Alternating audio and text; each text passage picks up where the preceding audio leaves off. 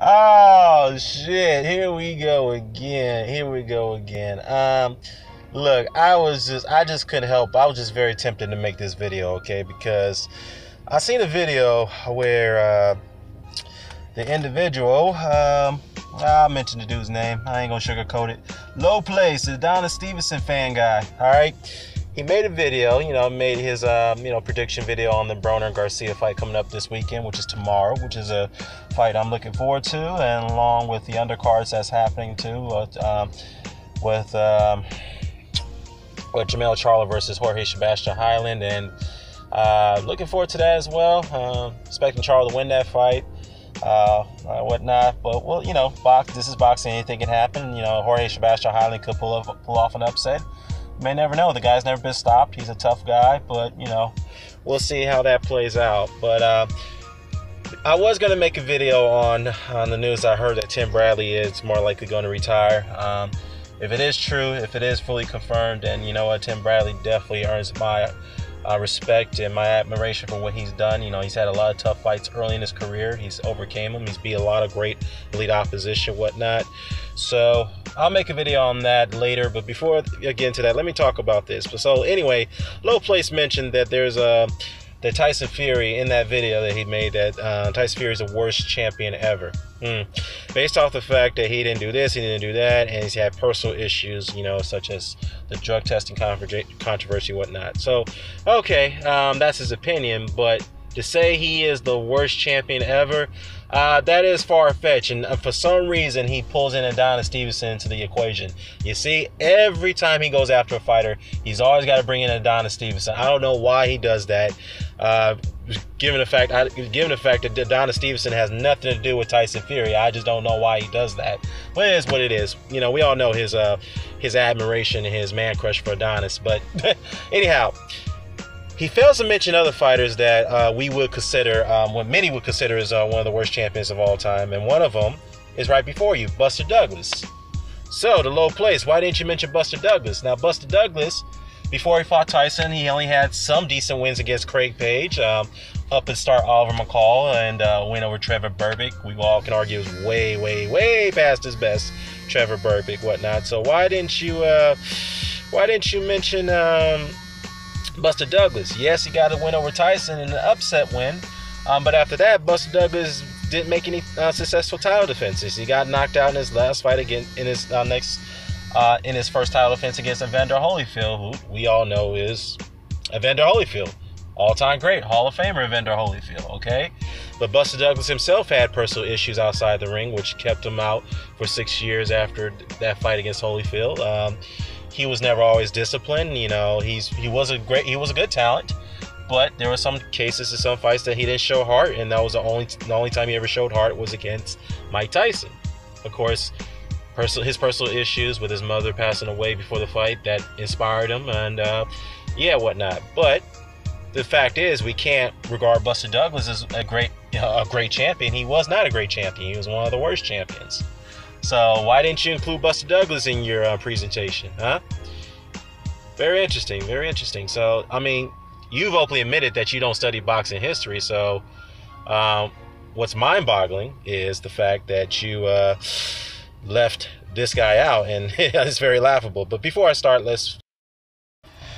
Okay, as I was saying, moving along here, here's another fighter for you, Leon Spinks. Now, Leon Spinks was a great amateur. Some would regard him as one of the greatest amateur fighters of all time, Olympic gold medalist, whatnot. Part of that Spinks Jinx family, where his brother, who's an unbelievable fighter, all-time great, one of the greatest light heavyweight champions of all time, Michael, who was an undisputed champion himself, and then later his son, Corey, became an undisputed champion in the modern times. As Corey Spinks, when he beat Ricardo Mayorga, whatnot. So, yeah. So this particular Spinks right here, Leon, obviously he didn't fare very well out of the Spinks Jinx family, okay, or the Spinks family, I should say. Now, Leon, on the other hand, got a title shot against Muhammad Ali in his 7th pro fight, I believe. Was it his 7th pro fight or 8th pro fight?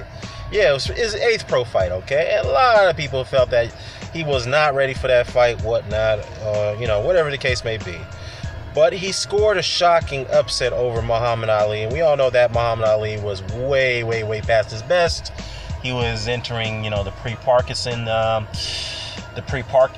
pre-stages of Parkinson and whatnot. So he beat Muhammad Ali in a split decision, and then later rematched him. Had an immediate rematch against Ali, and Ali beat him in unanimous decision to recapture his titles, except for the WBC, which was stripped from Spinks because he refused to defend it against Ken Norton, I believe. So, that's what happened. But after that, Leon Spinks had a very, very declining career. He didn't win any more big fights. He lost to Dwight Muhammad Qawi. He's lost to Jerry Coetzee.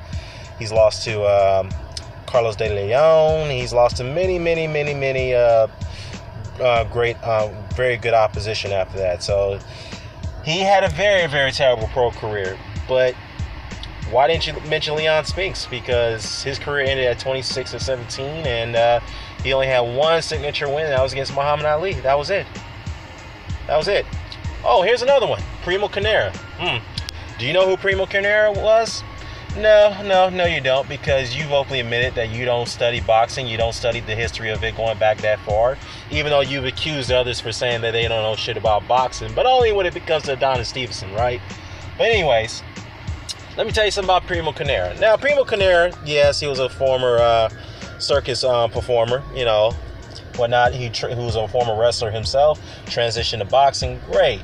The thing about Primo Carnera is that he was never quietly skilled. He's very slow, flat-foot. He was a very flat-footed guy. He didn't have great footwork. He was very slow-handed, whatnot. He didn't have great hand speed. But somehow he was able to pull off wins against Hall of Famers like Tommy Loughran. We can all argue that version of Tommy Loughran was over the hill, the Philly Phantom. And wins over Jack Sharkey, whatnot.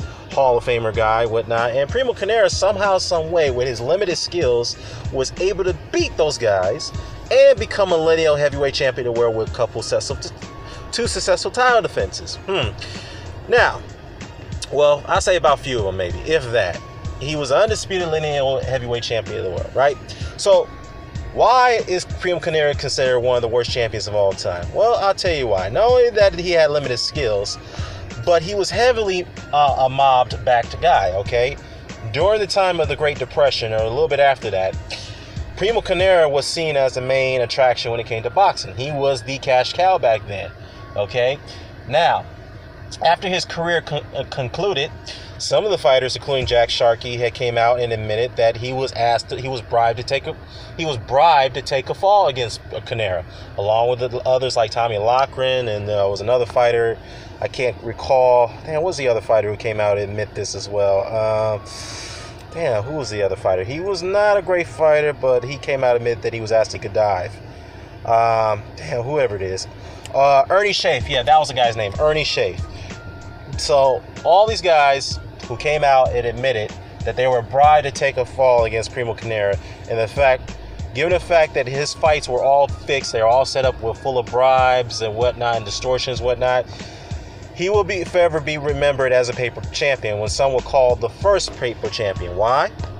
Because later in his career, after his wins over Jack Sharkey, whatnot, and wins over Tommy Loughran, his next title defense is against Maxwell Bear. He got knocked out against Maxwell Bear, and then later he fought up-and-coming Joe Louis.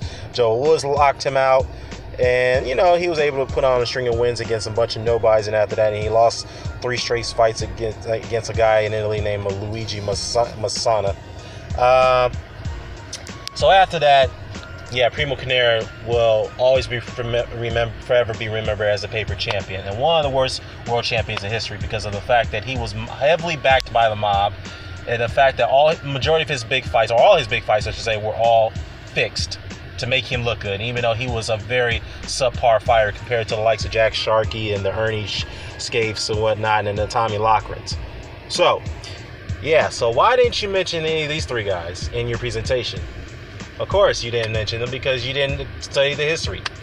So, let me throw in a couple wild cards here. Since you don't want to talk about history a lot, you always want to talk about modern times. Well, let's throw in Stevie Little, for example, right? Stevie Little, when he beat Michael Nunn to capture the super middleweight title, right? Stevie Little, in an upset. the lineal super middleweight title against Michael Nunn, right?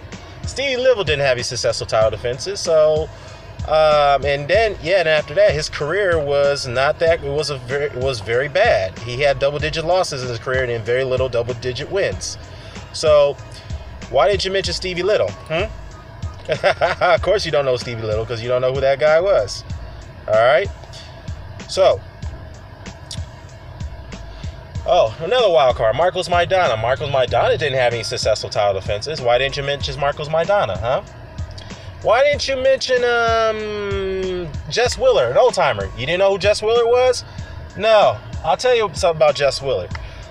Jess Willard's only claim to fame was against a knockout win, and a stunning knockout win over Jack Johnson, who was the first black heavyweight champion of the world, okay? After he beat Jack Johnson, he had one successful title defense, right? After he had one successful title defense against what's that guy named Moran, right? After he beat Moran, he didn't defend his title for 3 years. He didn't defend it for 3 years until his next title defense after he beat Moran was against Jack Dempsey. Now I'm sure you know who Jack Dempsey is, or was, I should say. Jack Dempsey battered Willard for 3 rounds. And, stopped him, destroyed him badly. And we all know that Jess Willard was never the same after that. Not saying he was a great fighter. He never was a great fighter, but he was never the same. Okay? But many could argue that the controversy around that fight was that Jack Dempsey was allegedly loaded up his gloves for that fight because he was fighting a much taller guy who was known to have great punch resistance, and he was very difficult to knock out. And that was Jess Willard. Let's put that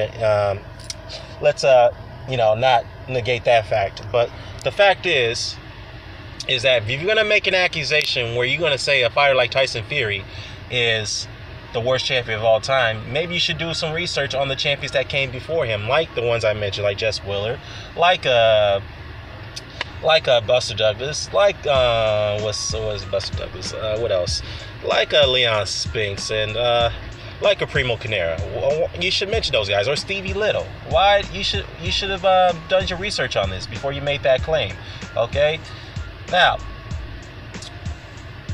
you can also say, well, Tyson Fury's had a lot of issues. He's had that drug controversy, like I mentioned in the beginning of this video. Yeah, that's true. But the other 3 fighters that I mentioned, Primo Canera and Buster Douglas, Leon Spinks, they all had controversies out the side of the ring, which plagued their careers. Same thing. But you know what distinguishes, what's the difference between Tyson Fury and those guys? The difference is that Tyson Fury hasn't lost a fight. Yes, he hasn't had no successful title defenses. We can all agree with that. I'm not saying that Tyson Fury is a great world heavyweight champion. We all know he's not. But the fact is that he hasn't lost a fight. Okay? Yes, he had a signature win against Vladimir Klitschko. But other than that, he's not the worst champion of all time. Okay? He's not the worst. He is one of the most disappointing champions at this point. Yes, we can all agree on that. But the fact is that he is not the worst champion of all time. All right.